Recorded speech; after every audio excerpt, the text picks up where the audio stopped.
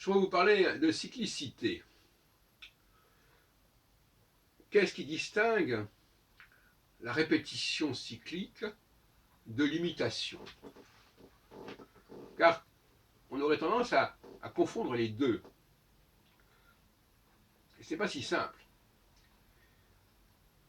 Il est clair que le christianisme a voulu montrer qu'il existe une cyclicité, c'est-à-dire que ce qui était déjà amorcé dans l'Ancien Testament se reformule, se réitère d'une manière ou d'une autre dans le Nouveau Testament.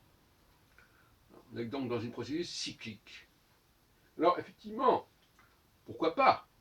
Le retour de Yahvé, Moïse rencontre Yahvé, Abraham rencontre Yahvé aussi probablement, un peu plus tôt, et puis on nous dit qu'il y a un retour de Yahvé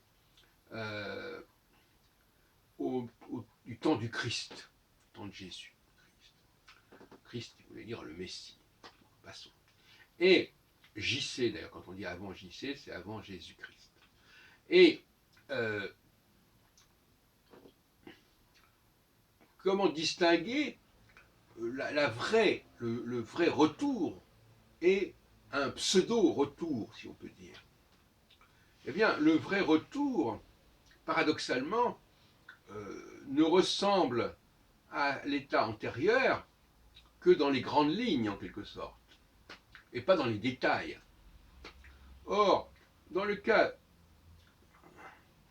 du Nouveau Testament, on est vraiment dans les détails. Hein, les trois rois mages, c'est les trois personnages qui viennent annoncer à Abraham la naissance de son fils. Les trois rois mages qui apparaissent justement lors de la naissance de Jésus. Et on pourrait en trouver toutes sortes d'exemples de ce type.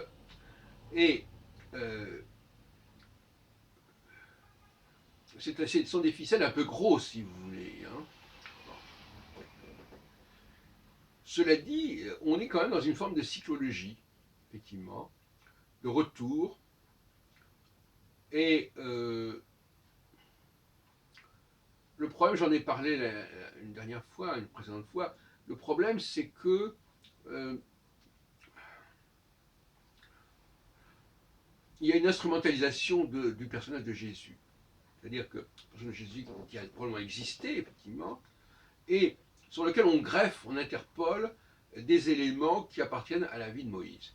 Concernant sa naissance, déjà, il est évident que tout le récit sur la naissance, sur le fait que, de même que pour Moïse, les nouveau-nés hébreux devaient être menacés de mort, etc. Or, l'arrivée des rois mages va amener Hérode à prendre ce genre de décision parce qu'il sait qu'il va naître un personnage qui va modifier les choses. Donc on va essayer de couper l'herbe sous le pied, d'où le voyage en Égypte, etc. Donc, si vous voulez, il y a ce genre de choses qui sont reprises textuellement. Alors, dans le cas de la crucifixion, c'est un peu différent, j'en ai parlé. La crucifixion, elle a probablement eu lieu, il semble qu'elle ait eu lieu, et elle est annoncée, entre guillemets, préfigurée dans les psaumes, mais le problème, c'est que dans les psaumes, il y a énormément de choses, c'est comme dans les quatrains centuriques de Nostradamus, on voit un événement, on regarde dans les quatrains s'il n'y a pas quelque chose qui correspond à cet événement. Donc, donc effectivement, si effectivement Jésus est crucifié, il est normal qu'on cherche dans les psaumes quelque chose de cet ordre-là. Même si on sait que parmi les Esséniens, apparemment, il y aurait eu aussi des crucifixions. Et puis pour terminer, je dirais qu'il faut distinguer l'histoire et la sociologie sous cet angle-là. L'historien, c'est celui qui se projette dans le passé et pas dans le futur. Le sociologue, en revanche, je dirais que d'une manière, il a vocation à se projeter dans le futur. Mais la sociologie, elle est beaucoup plus proche de la philosophie que ne l'est l'histoire. La sociologie est déjà très abstraite. Elle élabore des généralités, élabore des concepts. Donc finalement, elle est tout à fait en mesure de projeter le présent et le passé sur le futur en mettant en place des modules, des modèles, des paradigmes. Alors que l'historien, lui, son rôle, c'est de déterminer dans quel ordre les choses se sont passées, quelles sont les causalités qui se sont présentées, même quand elles sont aléatoires. Hein. Un événement aléatoire, comme par exemple un assassinat, ça constitue un événement, même si ça n'obéit pas nécessairement à des lois sociologiques évidentes à un moment donné. Bon. Moi-même, je prétends être à la fois historien et sociologue, donc je navigue entre ces deux dimensions, et effectivement, le travail du sociologue, pour moi, est très différent du travail de l'historien, et c'est pour ça que je pense que les astrologues qui veulent jouer aux historiens, c'est souvent un petit peu utopique. L'astrologie n'a pas vocation à être une science historique, elle a vocation à être de l'ordre de la sociologie. Et la sociologie implique une capacité d'abstraction, c'est-à-dire de prendre une série d'événements et de percevoir ce qu'ils ont en commun. Quelqu'un qui ne serait pas capable, qui ne serait pas doué pour percevoir les éléments communs entre des séries, eh bien, il ferait mieux de faire autre chose. Par contre, par exemple, faire de l'histoire. Car l'histoire, c'est un travail beaucoup plus de dentelle, si vous voulez, beaucoup plus spécifique que la sociologie, au sens où il faut essayer de restituer ce qui s'est réellement passé, même si... Alors, dans le cas de l'histoire, si vous voulez, la sociologie, elle a tendance à évacuer ce qui ne convient pas au modèle. Alors que l'histoire, elle est obligée d'intégrer tout ce qui est aléatoire, tout ce qui est fortuit, tout ce qui est de l'ordre de la coïncidence, de l'accident, de l'événement, dans son schéma.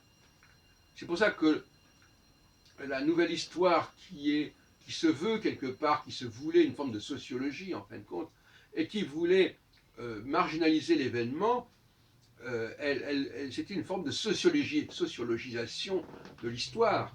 Et l'historien ne peut pas ignorer l'événement, même si cet événement est totalement à contre-temps, à contre-courant des lois, de certaines lois historiques, de certaines lois sociologiques. Donc la loi historique, ici, ça deviendrait presque une sociologie d'ailleurs.